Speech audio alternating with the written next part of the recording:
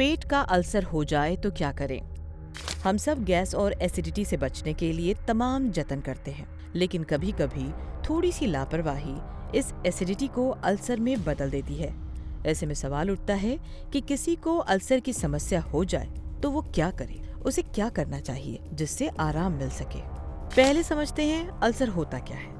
हमारे शरीर में मौजूद एक अंग होता है अमाशय, जो एसिड बनाता है ताकि खाना पच सके। लेकिन जब यही एसिड ज्यादा बनने लगे तो सीने में जलन, पेट दर्द और खून आने जैसी कई समस्या शुरू हो जाती है।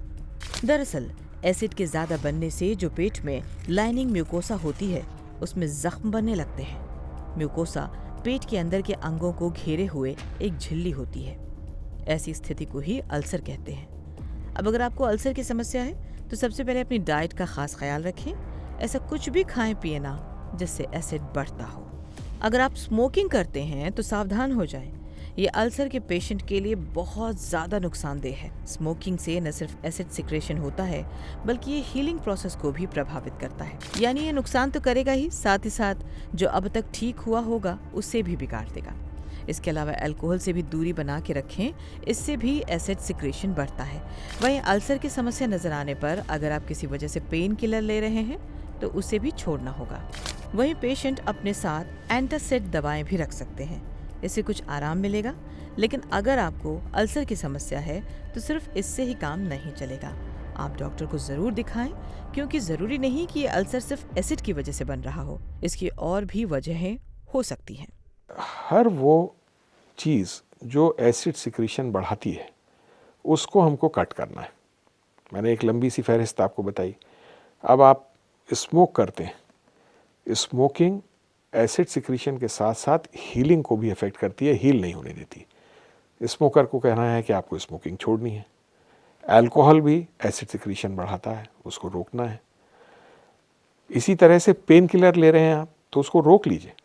ये सिम्टम्स अगर आने लगे हैं और पेन किलर आप लगातार ले रहे हैं, किसी वजह से भी हो सकता है, जोड़ की दर्दों की वजह से ले रहे हों, तो उसको फॉर द टाइम बीइंग आपको रोकना होगा। और मोटे तौर पे दवाइयाँ जो हैं जो इसमें दी जाती हैं वो प्रोटॉन पंप इनहिबिटर्स या इसको आप उसके साथ एक तरह से एंटासिड्स जिनको हम बोलते हैं कि जो एसिड बनता है उसको न्यूट्रलाइज करने के लिए, तो एंटासिड रख सकते हैं आप घर में। वो एंटासिड आप रखे रहिए, जब ज़रूरत हो उसको पी लीजिए। उसके पीने से हो सकता है आपको जल्दी आराम आ जाए। तो ये मोटे मोटे तरीके हैं। और अगर सिम्टम लंबे टाइम तक परसिस्ट करते हैं तब आपको दिखा भी लेना चाहिए, क्योंकि जो अल्सर है, जो स्टमक का अल्सर होता है, गैस्ट्रिक अल्सर अगर किसी एक ओल्ड एज पर्सन में मिल रहा है तो अल्सर की भी अपनी अलग वजह हो सकती है। वो सिर्फ एसिड की वजह से ना बना हो सकता है वो मैलिग्नेंट अल्सर भी हो सकता है वो ट्यूबरकुलर अल्सर भी हो। तो उस सूरत में हम उसकी पहले जांच करा के ये तय करना चाहिए कि ये कैसा है, जो हम एंडोस्कोपी पे बड़े आराम से एक एंडोस्कोपी करके बायोप्सी लेके तय कर सकते हैं।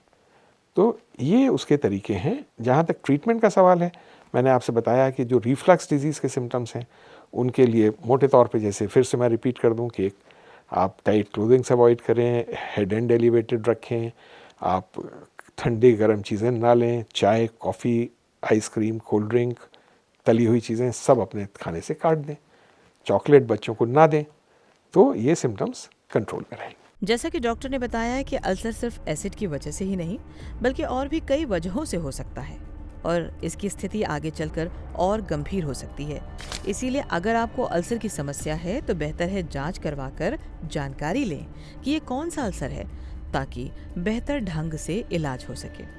वीडियो में दी गई जानकारी पसंद आई हो तो शेयर जरूर करें।